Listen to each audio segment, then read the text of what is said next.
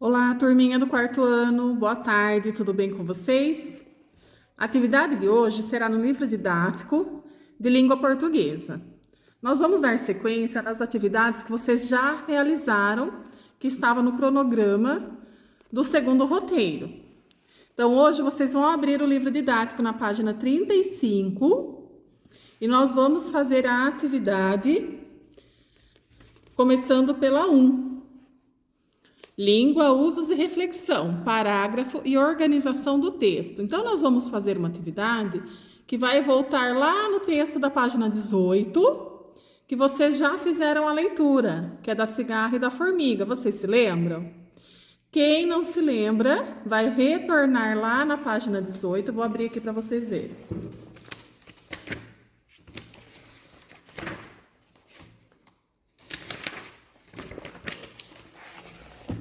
Olha lá, a cigarra e as formigas.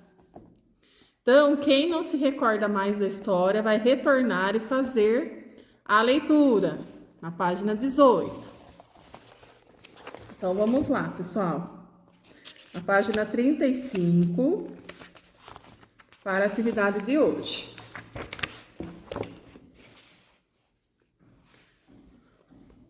Você viu que a fábula A Cigarra e as Formigas, da página 18, tem 6 parágrafos.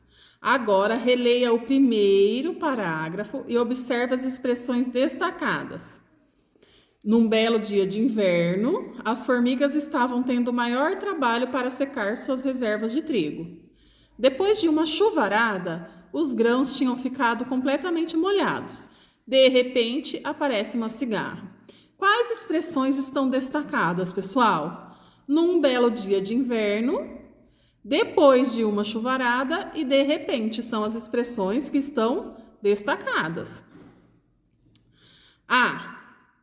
Letras maiúsculas e pontos finais podem indicar o início e o fim de frases. Observe e responda. Quantas frases há nesse parágrafo? Então, nesse parágrafo, quantas frases temos? Nós temos aqui a letra maiúscula, que indica o quê? O início de um parágrafo, certo? E o início de uma frase. E o ponto final indica o fim de um parágrafo, de uma frase. Deixa eu apagar aqui que está riscado, confunde. Então, aqui nós temos o início, uma letra maiúscula, e aqui nós temos um ponto final. Então, aqui nós temos uma frase. Aqui nós não temos uma letra maiúscula, então nós começamos outra frase, que vai até o ponto final. E aqui inicia outra frase. Então, neste parágrafo, nós temos quantas frases? Nós temos 3 frases neste parágrafo, analisando a letra inicial e o ponto final, certo? O parágrafo pode ser utilizado para separar partes importantes do texto ou para indicar uma mudança no rumo da história. Observe as expressões destacadas no trecho. Qual delas muda o rumo da história e poderia iniciar um novo parágrafo? Por quê? Então, nós vamos observar as expressões destacadas neste trecho. Qual delas muda o rumo da história? E poderia iniciar um novo parágrafo. E por quê? Então, vamos lá. Vamos fazer essa análise, né? Deixa eu apagar aqui o que eu risquei. Então, quais frases estão aqui destacadas? As palavras num belo dia de inverno, depois de uma chuvarada e de repente. Por que que essas frases mudam? Porque elas indicam coisas especiais. Olha lá, num belo dia de inverno, depois de uma chuvarada. Então, estava chovendo forte. E de repente aparece uma cigarra. Aqui nesse de repente, nós poderíamos indicar um novo parágrafo. Por quê? Porque é um novo acontecimento. De repente aparece uma cigarra e aqui vai a continuação da história. Então, qual delas muda a história e poderia iniciar um novo parágrafo? O de repente. Porque ele indica, vocês vão escrever, né? Porque indica um novo rumo que tomará a história, certo?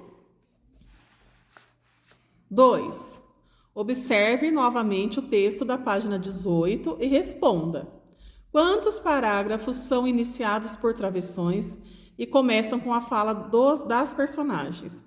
Toda vez que tem um travessão, nós falamos que quando há uma fala de personagem, tem um travessão. Travessão indica uma fala de personagem. Então, nós vamos contar lá no texto, na página 18, quantos parágrafos são iniciados por travessões. Toda vez que nós vemos um travessão, nós contamos como um novo parágrafo. Então, vamos lá. Então, pessoal, eu abri aqui na página 18. Vamos contar quantos parágrafos iniciam por travessão. 1, 2, 3, 4. Então, nós temos aqui 4 parágrafos iniciando com travessão. Nós temos mais travessões aqui, mas eles não iniciam um parágrafo. Então, a resposta lá da página 35 é 4. Pontem aí, abram na página 18 e façam junto com a professora, certo? Vamos voltar lá para a página 35. Olha lá. Hora de organizar o que estudamos. Leiam juntos e conversem sobre o que aprenderam. Então, vamos conversar.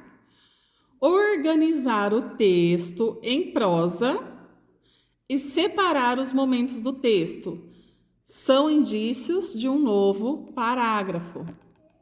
Certo, pessoal? Então, toda vez que nós organizamos o texto em prosa, ou seja, em assuntos, e toda vez que nós separamos os momentos do texto, nós iniciamos ou completamos um novo parágrafo.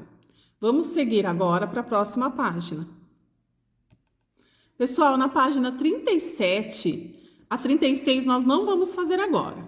A página 37 fala assim: produção e expressividade, atividade oral e escrita. 1. Os sinais de pontuação nos textos ajudam o leitor a dar mais sentido ao que lê. Releia em voz alta a fala da cigarra da fábula A Cigarra e as Formigas. Então, esta que é a fala. Olha lá o travessão indicando a fala. Eu vou ler, mas vocês também devem ler em voz alta em casa. A leitura em voz alta, ela ajuda a treinar, principalmente a tonacidade que se dá quando tem uma pontuação, tipo a exclamação na frase. Por exemplo, por favor, formiguinhas, me deem um pouco de trigo. Por favor, formiguinhas, me deem um pouco de trigo. Olha lá, como a entonação mudou. Então, eu faço uma pausa depois do por favor e depois do formiguinhas, porque tem uma vírgula. Me deem um pouco de trigo. Ela não está pedindo, ela está ordenando. Então, nós temos uma exclamação. Por favor, formiguinhas, me deem um pouco de trigo. O que você acha que a cigarra está sentindo ao falar isso? Então, você vai escrever na A. O que você acha que a cigarra está sentindo? Releia a mesma frase, expressando com a voz os sentimentos do quadro abaixo. Então, essa mesma frase, vocês vão dar a entonação de fraqueza, depois de raiva, depois de tristeza e depois de medo, certo? Seguindo. O sinal de pontuação, conhecido como ponto de exclamação, pode criar efeito de ênfase ou expressar sentimentos como surpresa, alegria, dor, decepção. Então, este ponto aqui, que é o ponto de exclamação, ele pode criar esses efeitos, ok? Releia em voz alta o trecho a seguir, extraído da fábula de Esopo. Repare nas mudanças no seu jeito de falar quando existem sinais de pontuação. As formigas pararam de trabalhar, coisa que era contra os princípios delas, e perguntaram: mas por quê? O que você fez durante o verão? A. Para que serviram os 2 pontos? B. Qual é o nome do sinal de pontuação presente no final da fala das formigas? Aqui é a fala da formiga, pessoal. Então, tá perguntando o nome desse sinal de pontuação. C. Quantas frases há na fala das formigas? O que você observou para responder? Então, aqui nas falas das formigas, quantas frases há? Nós temos aqui falando, mas por quê? O que você fez durante o verão? Então, nós temos separados duas frases. O que você notou que separou aqui? Veja que aqui nós temos uma letra maiúscula e aqui nós temos outra. Vocês se lembram que nós vimos que quando uma letra maiúscula ela é usada no início da frase e na mesma frase tem duas e aqui tem o sinal, indica que é outra frase diferente na mesma linha. Então, o que nós temos que observar, né? Para saber quantas frases há na fala? O sinal, né? A letra maiúscula no início e o sinal também, a pontuação, ok? Para falar a verdade, não tive tempo, respondeu a cigarra. Passei o verão cantando. Então, aqui é outro texto da fábula, lá na página 38. Vamos continuar a atividade na página 38. O travessão geralmente é usado para iniciar a fala de personagens. Nesse trecho, o travessão também foi empregado com uma finalidade diferente. Qual? Então, aqui nós vamos analisar qual foi a finalidade, ok? Nesse trecho da frase, o travessão foi utilizado para destacar a explicação da frase, porque aqui, ó, para falar a verdade, vírgula, não tive tempo, respondeu a cigarra, passei o verão cantando. Então, o travessão foi usado para justificar quem que respondeu, quem era que estava falando, né, esta frase. Então, aqui foi esta finalidade. O narrador estava destacando quem estava falando a frase. Circule a fala do narrador. Observe os sinais de pontuação destacados, porque 2 pontos eles foram empregados um em seguida do outro. Então, aqui, ó, circule a fala do narrador. Aqui, para falar a verdade, não tive tempo, é a fala da cigarra. Passei o verão cantando é a fala da cigarra. E esta fala aqui no meio é a fala do narrador. Onde fala respondeu a cigarra é a fala do narrador. Então, vocês vão circular a fala do narrador e observar os sinais de pontuação, porque 2 deles foram empregados um em seguida do outro. Vamos analisar lá onde foram empregados. Então, vamos lá. Porque 2 deles foram usados um em seguida do outro. Foi para separar as falas de um personagem e do narrador. A 4. Leia em voz alta a fala das formigas. Bom, se você passou o verão cantando, que tal passar o inverno dançando? Observe o que acontece com sua voz ao ler a frase com sinal de pontuação destacado. Esse sinal de pontuação é chamado de reticências, esse sinal. Esses 3 pontinhos, tá, pessoal, que está se referindo aqui. Que ideia as reticências podem trazer para essa fala? Então, pessoal, esse sinal de pontuação de reticências, geralmente, ele dá uma ideia de algo inacabado, de uma continuação. Então, aqui a palavra fala, bom, se você passou o verão cantando, que tal passar o inverno dançando?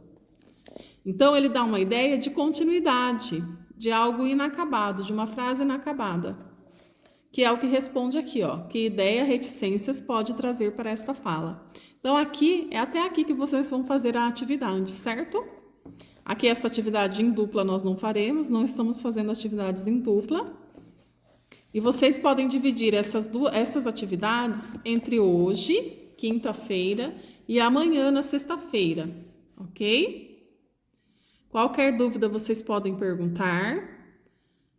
E eu sugiro que vocês leiam novamente a fábula toda da página 18. De preferência, façam a leitura em voz alta, para treinar a entonação das pontuações. Certo, pessoal?